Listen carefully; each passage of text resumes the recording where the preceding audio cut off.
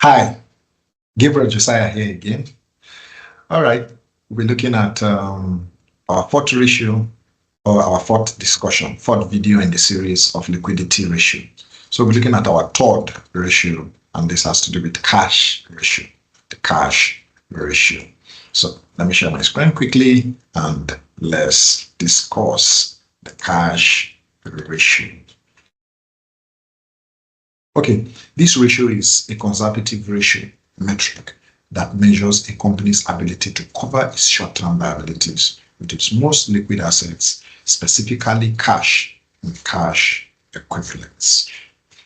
It provides a strict assessment of liquidity, indicating how well a company can handle its immediate financial obligations without relying on other current assets. So cash is supposed to be able to cover the current liabilities alone without relying on other assets. So cash and other cash equivalents that will help assess the liquidity. So what we are looking at in this metric or ratio calculation. And the formula is cash and cash equivalent alone divided by the current liabilities. Okay, so let's look at an example with the same company we've been looking at, Sharabutu Nigerian PLC. All right. So if you look at the SFP, you'll see that there is cash and cash equivalent of 100 million naira. Cash and cash equivalent of 100 million naira. Okay, so let's pick that and go and calculate our cash ratio. So we have 100 million naira. Let's go and calculate pick our current liabilities, which is the total of 400 million naira. 400 million naira. Okay, so our total current liabilities is 400 million naira. Now, what is our cash ratio? Our cash ratio is calculated by dividing our cash and cash equivalent by our current liability. Okay? So we have that as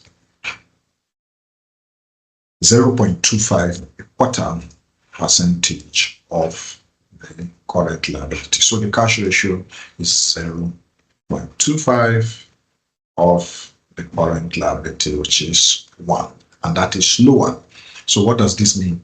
It means that the cash and cash equivalent alone cannot cover the current liabilities or meet up with the current liabilities, especially for Sharabutu Nigerian PLC for the year 31st December 2020. So what does this mean? Let's go and look at what it means. It quantifies the extent to which the company's cash and cash equivalent can cover its current liabilities. So a higher cash ratio indicates stronger liquidity position, showing that the company can easily meet its short-term debts with readily available cash. Now, in the case of Sharabutu, it could not meet, just had a quarter of the amount of the current liabilities to meet up. So where the amount is up through the current liability shows the company is efficient and strong enough to meet up with the current liabilities. Now, what's the implication? A cash ratio greater than 1 implies that the company has sufficient cash to cover all its current liabilities, and it shows excellent or indicates excellent liquidity. Yeah, very excellent. So in the case of Sharabutu, we just saw, they are doing 25% of their current liabilities. And conversely, a ratio below 1 suggests potential liquidity concerns, as a company may not have enough cash on hand to pay its immediate obligations, like we've seen in the practical example. So what are the cause and effect of a high cash ratio? So substantial cash reserves, conservative financial management, and low levels of current liability is the cause of a high cash ratio. Why the effect is it increases investor confidence, better ability to manage unexpected expenses because you have readily available cash, and favorable borrowing conditions.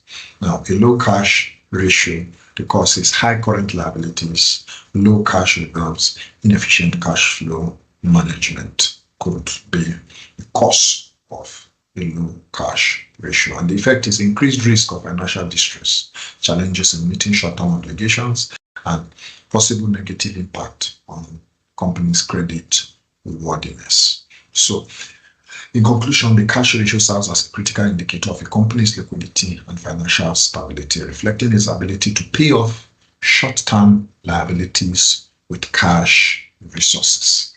So by evaluating this ratio, shareholders can assess the company's cash management effectiveness and its readiness to address immediate financial challenges with cash. All right, have a look at the cash ratio, though not too popular. We have an understanding of having liquid cash alone and cash equivalent to meet current liabilities, excluding every other current asset. All right, let me know what you think about the cash ratio in the comment section, and any observation you have, I'll attend to them. And don't also forget to like and share and subscribe. We're looking at the next liquidity ratio next class. Until then, bye for now.